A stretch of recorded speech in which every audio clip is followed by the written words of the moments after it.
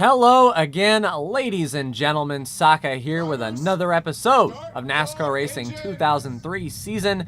We are at Daytona International Speedway for the Coke Zero 400, and we are starting decently in the middle of the pack. We have Ryan Newman to our left, Johnny Benson in front of us, and there is Brandon on our inside in that Texaco Haviland Ford. As always, we are driving the 2000 mod, and we are in the #1 Pennzoil Chevy. We can see the pace car up there, and Daytona is one of those places where big things can happen very quickly. So being this close to the front, I believe my strategy is going to be go to the front and try to stay up front and be in front of the wreck. If I had a worse qualifying spot, then maybe dropping to the back and hanging back with Brandon as a drafting partner may be a legitimate strategy, but let's go for broke here.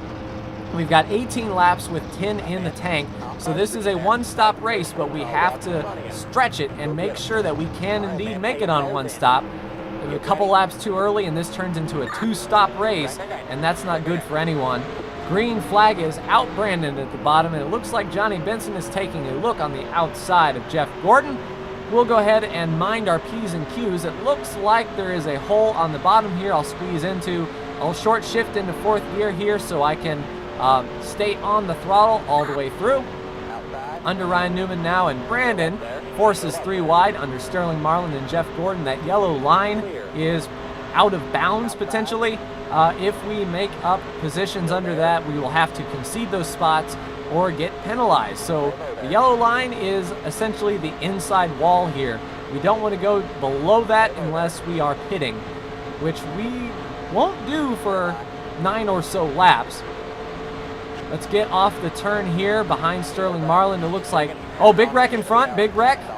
The C's part Sterling Marlin into Mark Martin, and we will be taking the yellow. Whew, so things happen that quick, and that could have gotten bad really, really quickly. But we are not going to be pitting under this caution. It wouldn't make any sense to. I don't believe we got damage. Tire punctures are not a thing running through debris. So I will be right back with you for the green.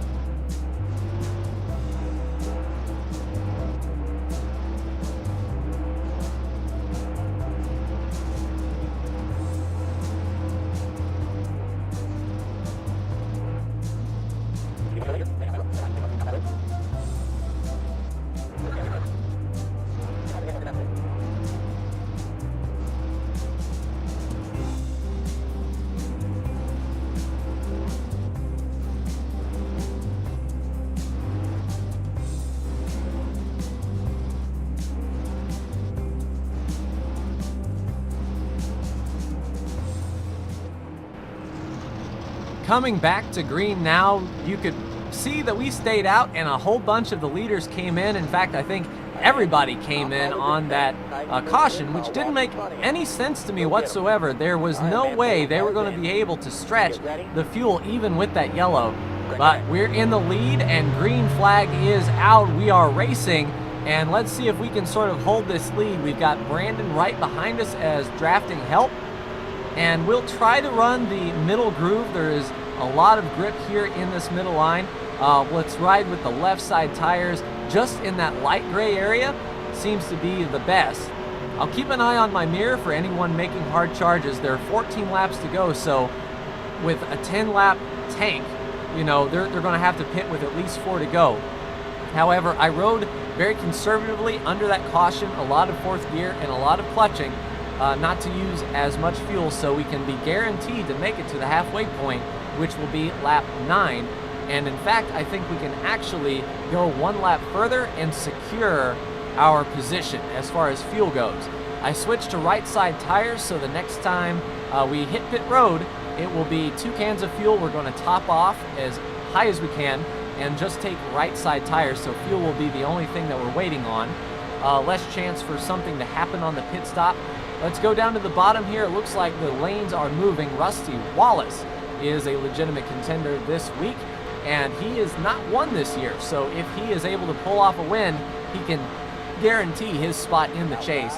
Bill Elliott also is not a winner this year, and Bill Elliott is outside looking in as far as the top 16 is concerned, so he absolutely needs a win if he wants to compete in the chase. We're sort of playing both lines, Chase Elliott style. Bill will look to the bottom, Rusty will look to the high side. When one gets a run, I'm not going to press the issue too much, as we do have a pit stop and 12 laps to go. Anything can happen. Rusty is definitely fast, moving from left to right, right on that back bumper. We'll try to hold the bottom as best we can. Rusty looks a lane up, and there is some grip and speed on that higher line. If he can get a fender to the outside, he will keep me down, and there he goes. Rusty Wallace with a big drive to the lead, and it looks like there's a gap there, but Terry Labonte fills the spot very quickly. We are not going to put ourselves in a bad position yet. There's still a lot of racing to go, and with about half the field involved in that crash, let's not try to go for broke. You know, we're guaranteed a decent spot as it is, and I would rather try for the win later than to put myself in a terrible spot now when we're not even halfway yet. But as you can see, that high line is forming up and moving. Rusty, Terry Labonte, and Matt Kenseth, all who have not won a race this year. So this is prime opportunity for a first-time winner to secure their spot in the chase. Terry Labonte is pretty fine as far as points are concerned. Matt Kenseth is kind of on the bubble though, and Bill Elliott is on the outside looking in. So a lot of pressure from these drivers to win this race and to secure their spot. And I'm going to try to play spoiler as best I can. If I'm successful, this will be my 4th win this year. So we will just choose the best line for us. It looks like this high line is going to be the one that prevails. We have a lot of speed. We're actually near the rev limiter here. Let's go on the outside around Kenseth. He has no help. If Terry Labonte can get a good pull off Rusty Wallace, he can pull us around Kenseth as well. Dale Jarrett now on the bottom with Kenseth. Let's see if we can sort of push Terry Labonte past. Just give him a little nudge here and there. We don't want to upset the balance of the car. Now let's drop to the bottom. We'll get him here going into turn 3, sort of push him up the racetrack just a bit, and let's see if we can clear him. We did indeed clear. Let's drift up and get behind Rusty. Now is the time that we need to start looking out for the AI to pit. If they are on the same strategy as us, this time or next time will be when they pit. We're back in second. The leader is right in front of us. That's a good spot to be. Terry Labonte looking low. We'll just stick with Rusty, see if we can prevail on the high side. He has no help down there. It's pretty important to remember who is around you at all times. Do they have help coming? Are they going to get the push? And Terry Labonte does not get the push. We're going to get the pull from Rusty Wallace. Now, I believe this time should be the time when we're going to come down. I don't want to push it with 1 lap left in the tank. I want to be a little bit more conservative, and we're under 10 laps to go. So now is the prime time. A little loose there, and everyone seems to be pitting, except Terry Labonte. Terry Labonte goes around again, and ultra conservative on pit road here. Will be passed by several cars, but I was out of the way. I've been dinged for speeding before, so speed is my enemy on pit road. I can't quite hit the pit road speed, so we'll be cautious here. Brandon will be right behind us. We hit our pit box. Right side tires and fuel is the call. We see our projected laps going up. We want to see that above the overall laps here. There we go. Car is full, and we're 1 lap to the good, and we are leaving with the pack, so that will be great for drafting opportunity as long as we can catch up to them on the back straightaway. They exited pit road before us, so they were able to just drop that speed really quickly and go. Let's use this middle apron here. It's got a little bit more grip than the bottom. We can pick up a little bit more speed here. However, we cannot jump out past the yellow lines, as you know, that is merging too quickly, and we can set our sights straight ahead on these cars in front. As long as we can sort of keep within drafting range, we'll pull up rather nicely, and it would work in our favor for sure if they were to go side by side and battle one another and pull us in. We need to maintain help behind us as best we can. Yeah, we're sort of hanging on here. We have no help in the back, but if they're jostling around like it looks like they are, we'll just sort of drive this middle lane and get as much speed as we can. No damage on the car, so we are at the mercy of physics in order to catch these guys. Yeah, it kind of looks like they're getting out of line there in the middle. That car behind Rusty is moving in, and now we've got lap traffic coming in, maybe trying to interfere. If they go around the outside, then that's no harm, no foul, but I can sort of pull a draft off the bottom groove with these two cars coming out. But if these leaders start to get dicey, and there, the lap cars are starting to move up and force those leaders wide, this is my opportunity to really catch up, as Skinner is slow on the bottom thanks to these lap cars coming out. It looks like Dale Jr. and Terry Labonte, and we saw Terry elect to not pit when we did. He came out in front of us, but we are catching him with a head of steam. Let's go around the outside here with the cars that we know are fast. We see the 4 there slowing both the cars in the middle and the bottom down, and we are right here. We are back in the thick of it with Rusty Wallace and Mike Skinner. Skinner looks to the bottom of Kenseth. Let's follow Skinner through. Some brand loyalty here, a Chevy and a Chevy. And let's see if we can get past Kenseth. Yep, we got him on the inside. Let's not drift up. Let's not get crazy. And we'll clear him. So we will be snug as a bug in the rug here behind Mike Skinner. Let's look to the bottom, see if we can catch a run here. The bottom isn't as fast as that middle groove with help, so we have to make sure that we can get the pass done or put Skinner in a place where he may roll out of it, as they are going to stick to the top. We can get a little bit off Rusty there, but not much. Let's just drive to the bottom and hope that another car wants to go with us. But you can see, as long as Skinner is staying in line with Rusty, he can get that drive off the turn. And I don't see any cars in front of us that may be a factor, so it's sheer horsepower and timing the slingshot at this point. Kenseth is offering no help. He's staying there in the middle groove, and we're hanging on under Mike Skinner a lot better than I thought we would, but I believe this is when Mike will clear us. We can get back in line and try it again. 4 laps to go now. It recommends no gas, which is good. It fluctuates between a splash and none. So we cut the fuel close, that is for sure. Let's run this high line as best we can, stick in the tire tracks of Mike Skinner, while at the same time getting help from Kenseth. We should get a big drive down this straightaway, and if Mike Skinner looks to pass, he is kind of antsy. But we are hauling the mail. There goes Mike Skinner to the bottom. We can follow Mike around, or we can stick with the fast cars up top. You know what? I think we'll stick with Rusty this time around, as the bottom did not have the momentum, and let's do to old Mike what he did to us. We'll push around Rusty Wallace, get into him just a little bit there, and see if we can clear him in the turn. Good drive here. We will indeed.